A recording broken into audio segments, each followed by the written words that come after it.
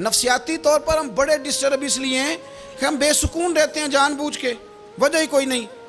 لیکن جب تک زندگی ہے اللہ نے زندہ رکھنا ہے، اور جب وقت آ جانا ہے تو پھر کوئی ہمیں بچا سکتا. تو ٹینشن کس بات کی ہے، ڈپریشن کس بات کا ہے. ایک بات. دوسری بات یہ کہ دوسروں کی نفسیات کا بھی تھوڑا تھوڑا خیال کریں.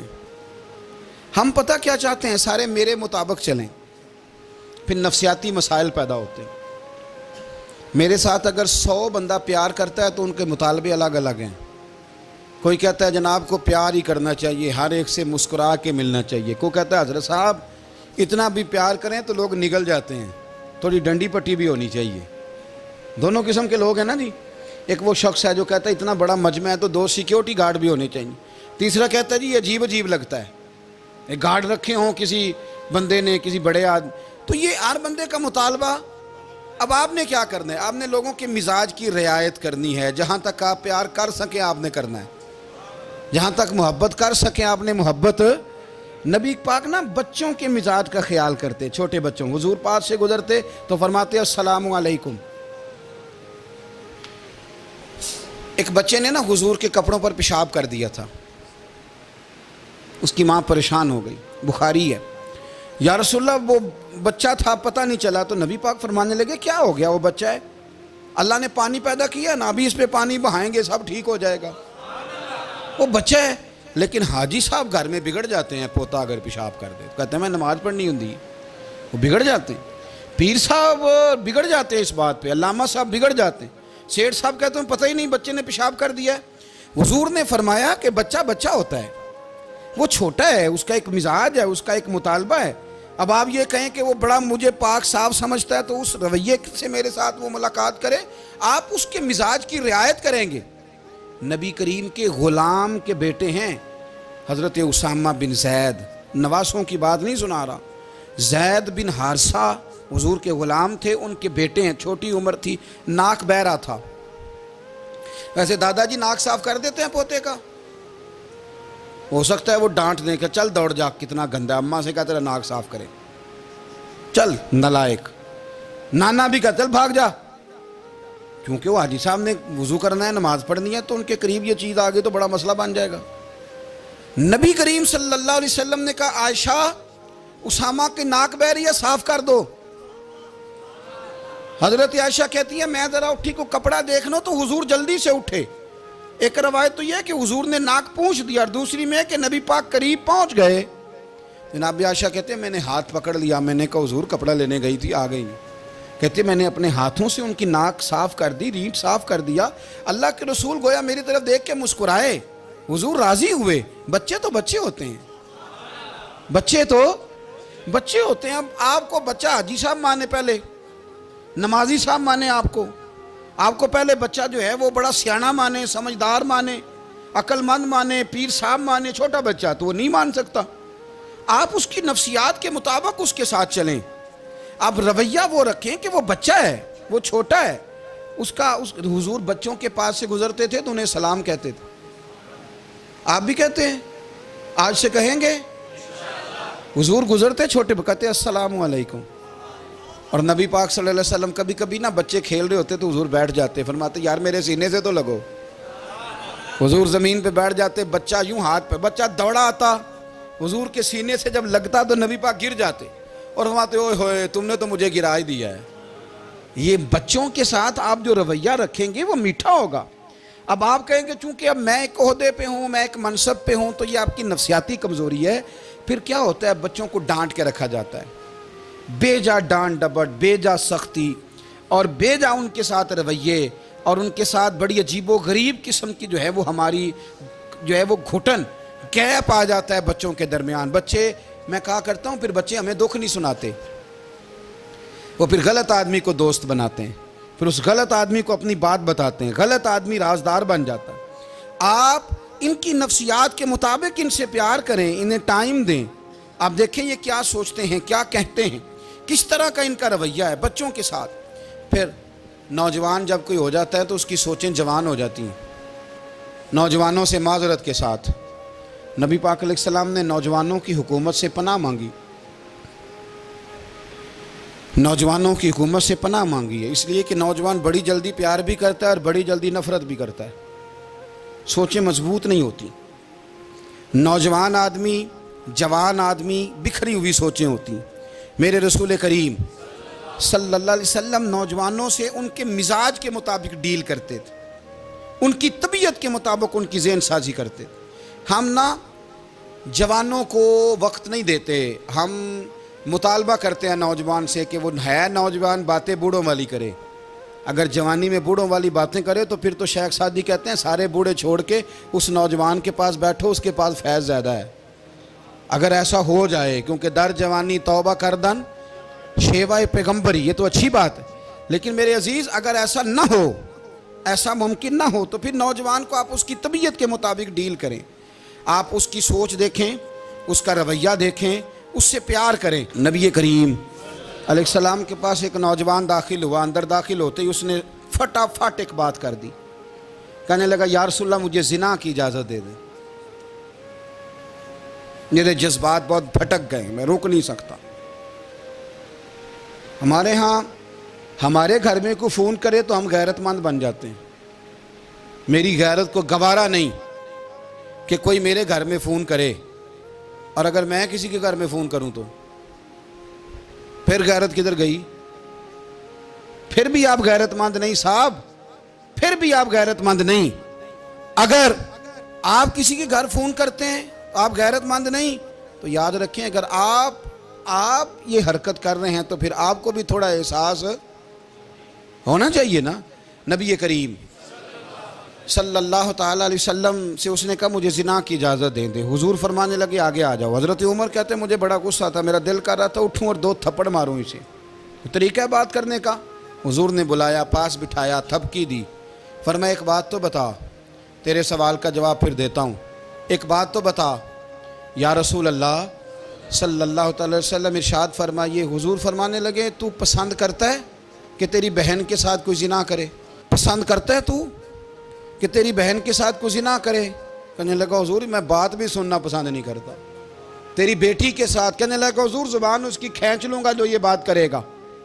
کہا تیری ماں، تیری پھوپھی، خالہ کا؟ حضور خبردار کسی بندے کو میں اجازت نہیں دوں گا۔ تو رسول کریم فرمانے لگے جس سے تو زنا کی اجازت مانگ رہا ہے وہ بھی تو کسی کی بہن ہے نا، وہ بھی تو کسی کی بیٹی ہے۔ جو غیرت، جو حمیت تجھے اپنے گھر کے بارے میں آتی ہے وہ دوسرے کے بارے میں کیوں نہیں آتی؟ جب نبی کریم نے اس نوجوان کو اس کے مزاج کے مطابق سمجھایا تو اس کی آنکھوں میں آنسو آ گئے۔ عرض کرنے لگا یا رسول اللہ صلی اللہ تعالیٰ علیہ وسلم حضور زنا کی ارادہ تو ایک طرف، آج کے بعد میری زبان پر اس کا نام بھی نہیں آئے گا۔ آپ سامنے والے کی نفسیات کو دیکھیں، آپ اپنے موڈ میں نہ رہیں۔ مجھے بڑی اچھی طرح یاد ہے ایک دفعہ نا مسجد میں ایک بچے نے نا آدھی بازوؤں کی شرٹ پہن کے نماز پڑھی۔ ایک بابا جی نے ان کو نا منع کیا، کہنے پورا کپڑے پا کے آیا کر، پتہ نہیں تمہیں؟ وہ کہنے لگا، بچہ کہنے لگا نماز ہو جاتی ہے، بازو آپ فولڈ کر کے ایسے کر کے، بڑے بازوؤں فولڈ کر کے پڑھیں گے تو کراہت ہے، لیکن ویسے بھی آدھے بازوؤں والی شرٹ میں نماز ہو جاتی ہے، لیکن اچھا عمل نہیں، اچھا یہی ہے کہ آپ کے بازو پورے ہوں۔ تو بزرگ ان سے کہنے پورے کپڑے پہنو، کہنے لگا بھئی ہو جاتی ہے نماز، میں بھی تھا۔ تو مجھے انہوں نے کہا جی حضرت صاحب بات سننا، میں نے کہا جی حکم۔ کہنے لگے ان کپڑوں میں نماز ہو جاتی ہے؟ میں نے کہا جی ہو جاتی ہے۔ کہندے لگتا ہے منڈا چودھریاں دا ہے، منڈا لگتا ہے چودھریاں دا ہے۔ فٹافٹ اسی وقت انہی پیروں پہ میں کہا جی ہے واقعی چودھریاں دا بچہ، لیکن مسئلہ یہ ہے کہ دین چودھری کے لیے بھی وہی ہے اور غریب کے لیے بھی۔ تو آپ اس بچے بیچارے کو اندر آنے تو دیں، اس کو مسجد میں داخل ہونے دیں، انشاءاللہ کپڑے بھی ٹھیک پہن کے آ ہی جائے گا۔ لیکن ہم نے تو ذہن بنا لیا ہے کہ ہم نے اپنی مرضی کے مطابق لوگوں کو قابو کرنا ہے۔ ہم لوگوں کی ذہن کے مطابق اترنے کو تیار نہیں، بس سارے میرے مطابق چلیں۔ یہ تو بات کو پیشوا کرے گا، مقتدا کرے گا، وہ بھی سمجھائے گا۔ رسول کریم علیہ الصلاۃ والسلام لوگوں کو جبراً نہیں جھکاتے تھے، حضور دلائل دیتے تھے۔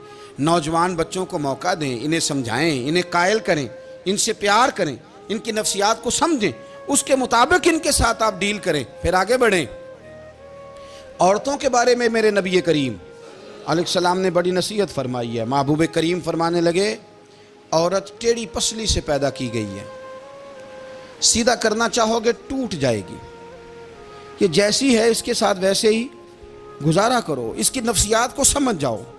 عورت تھوڑا سا چاہتی ہے کہ وہ کھانا پکائے تو اس کی تعریف کر دی جائے, تو بھئی کھڑی ہے صبح سے باورچی خانے میں, 2 لفظ بولنے میں کوئی حرج ہے؟ اور اگر کبھی نمک زیادہ ہو بھی جائے تو کیا خیال ہے, بیوی جان بوجھ کے زیادہ ڈالتی ہے؟ اس کا شوق ہے کہ اس کی انسلٹ ہو. ہمارا رویہ اتنا سخت ہوتا ہے, بعض اوقات اتنا تکلیف دہ ہوتا ہے کہ اس سے جذبات کو ٹھیس پہنچتی ہے, مزاج میں خرابی آتی ہے.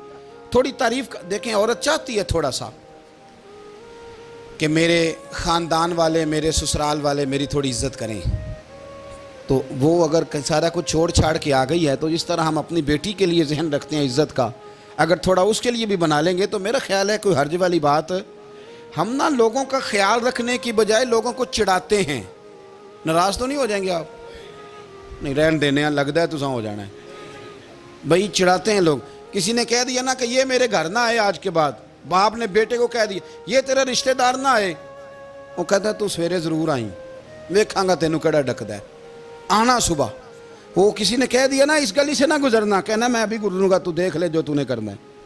ہم لوگوں کی نفسیات کے, بلکہ پتہ چل جائے نا فلانے کو فلان چیز بری لگتی ہے, اس کو لوگ زبردستی کرتے ہیں, چڑھاتے ہیں, نفرتیں پیدا کرتے ہیں, اس کے اندر غرور لاتے ہیں, مزاج کے اندر چڑچڑاپن پیدا کرتے ہیں. یہ کام نہ کریں.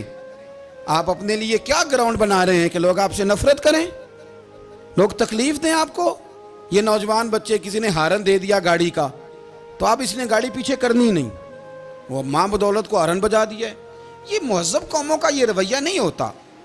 یہ تو وہ قومیں ہیں جو مطلب بڑی تنگ ہیں اپنے آپ سے. یہ بڑے آوازار لوگ ہیں. ٹھنڈے رہیں, میٹھے رہیں, پیار کریں, دوسروں کے جذبات کا احساس کریں. نبی کریم صلی اللہ تعالیٰ علیہ وسلم نے ایک دن حضرت عائشہ صدیقہ سے کہا, عائشہ تیرے ساتھ ایک بات نہ کروں, حضور کریں. فرمایا جب تو ناراض ہوتی ہے تب بھی مجھے پتہ چل جاتا ہے, اور جب تو راضی ہوتی ہے تب بھی مجھے خبر ہو جاتی ہے. اتنا دھیان رکھتے ہیں خاوند گھر میں کہ اب اس کی پوزیشن کیا ہے, اور اب یہ کیا سوچتی ہے, اور کس بات پہ اس کو جو ہے وہ ناراضگی ہوتی ہے. مجھے جب تو راضی ہوتی ہے تب بھی پتہ ہوتا ہے ناراض. تو حضرت عائشہ کہتی ہے نہیں نہیں حضور, ایسی تو بات ہی کوئی نہیں, آپ بتائیں. تو حضور فرمانے لگے جب میں کسی اور زوجہ کے پاس تھوڑا وقت گزار لیتا ہوں زیادہ, اور جب میں آتا ہوں تو ناراض ہوتی ہے. یا رسول اللہ آپ کو کیسے پتا؟ فرمایا بتاؤں حضور بتائیں. فرمایا اس وقت جب تو قسم اٹھاتی ہے تو کہتی ہے لا و رب ابراہیم, مجھے ابراہیم کے رب کی قسم. اور جب تو مجھ سے راضی ہوتی ہے تو کہتی ہے لا و رب محمد, مجھے محمد کے رب کی قسم. تو پھر حضرت ابراہیم کا نام لے لے کے حضرت عائشہ کہنے لگی محبوبہ قربان جاؤں, بات بالکل ٹھیک ہے, ایسے ہی ہے یا رسول اللہ, بالکل بالکل ایسے ہی ہے. جب تھوڑی خفگی ہوتی ہے تو میں یہ کام, تو حضور تو لوگوں کے مزاج کا خیال کرتے تھے.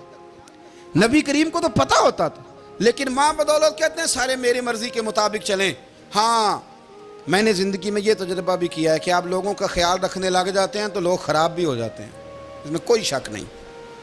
وہ سمجھتے ہیں شاید میری ضرورت بڑی ہے.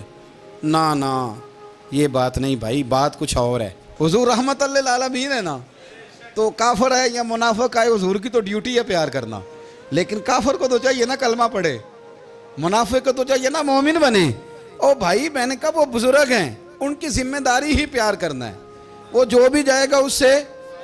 لیکن تو بتا تو نے پیار میں سے سیکھا کیا ہے, لیا کیا ہے, تیرے اوپر اثر کیا ہے. پیار کرنا, شفقت کرنا اور ہے, یہ جملہ میرا یاد رکھنا.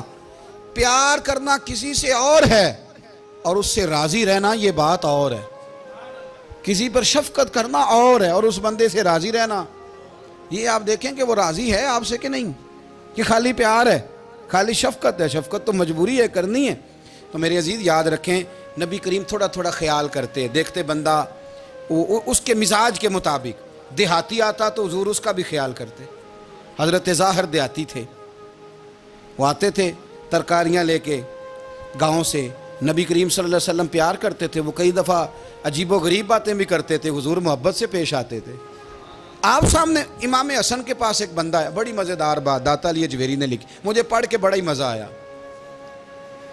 اور سمجھ بھی آئی کہ اہل بیت نبوت کی اصل مخالفت کون کرتا ہے. ایک شخص آیا تو اس نے آ کے نا معاذ اللہ حضرت مولا علی شیر خدا کو معاذ اللہ ثم معاذ اللہ امام حسن کے والد کو برا بھلا کہا. پھر امام حسن کو کہا.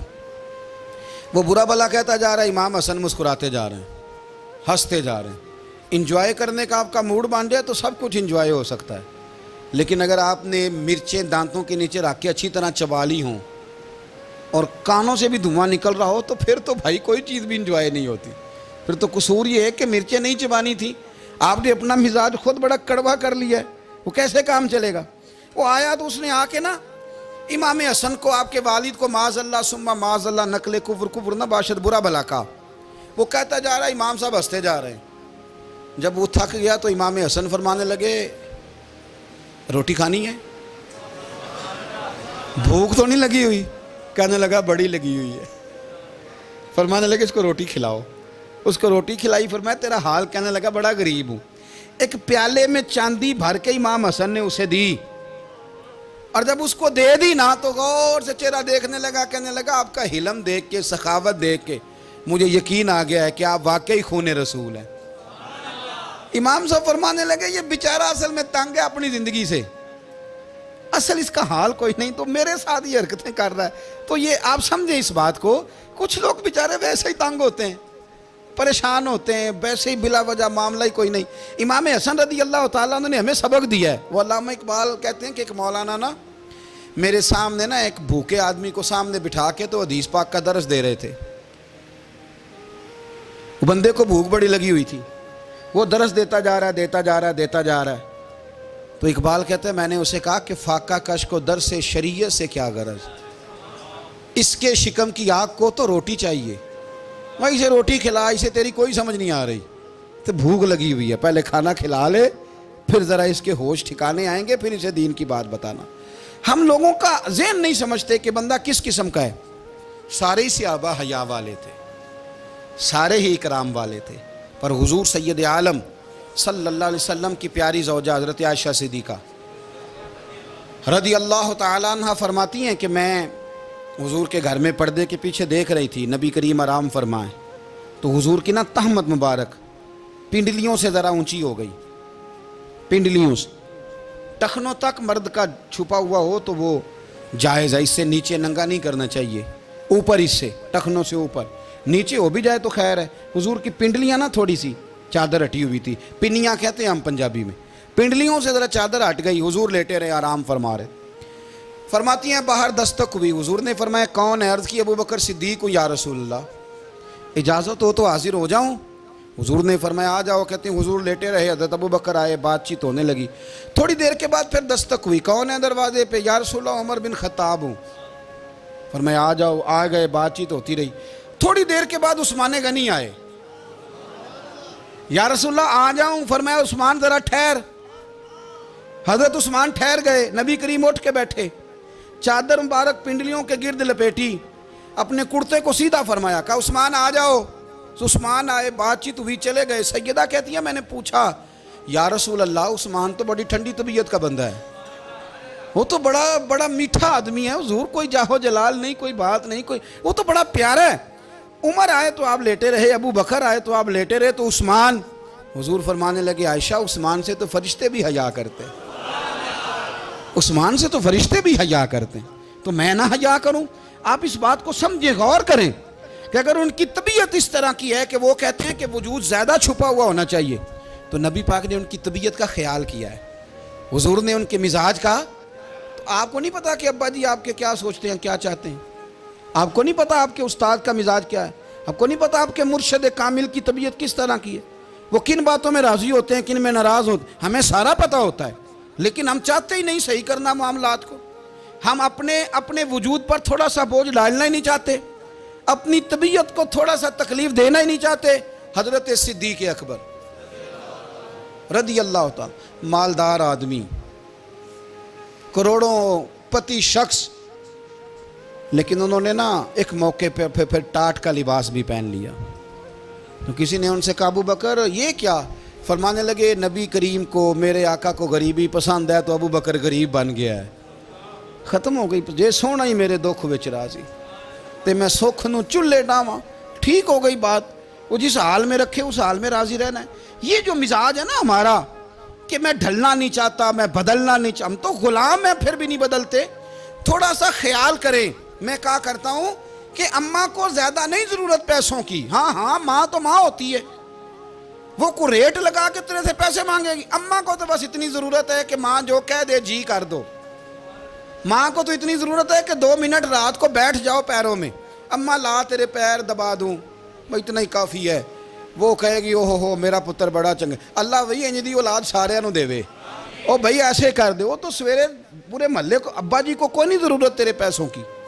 ہاں نا، ان کو تو ضرورت ہے. تو کبھی کبھی تو ان کو موٹر سائیکل پہ بٹھائے اور ابا جی منڈی جانا تھا، میرا دل تھا کٹھے چلیں گے، آئیں ذرا پیار سے چلتے ہیں. کبھی ان سے پیار کرے، کبھی کہے ذرا کندھے نہ دباؤں. او یارو اس کی ضرورت ہے. نہیں ضرورت مرشد کامل کو کسی کے پیسوں کی. نہ، اللہ جانتا ہے جو کامل آدمی ہوتا ہے اسے ضرورت ہی نہیں ہوتی. اسے تو اتنی ضرورت ہوتی ہے کہ اس نے کہہ دیا سیانے بن جاؤ تو سیانے بن جاؤ. اس نے کہہ دیا نیک ہو جاؤ تو نیک. اس نے کہا ہے کہ آج آ جانا تو پھر. اور نہ یار، کہاں ضرورت ہے تیری. میں اتنا ہی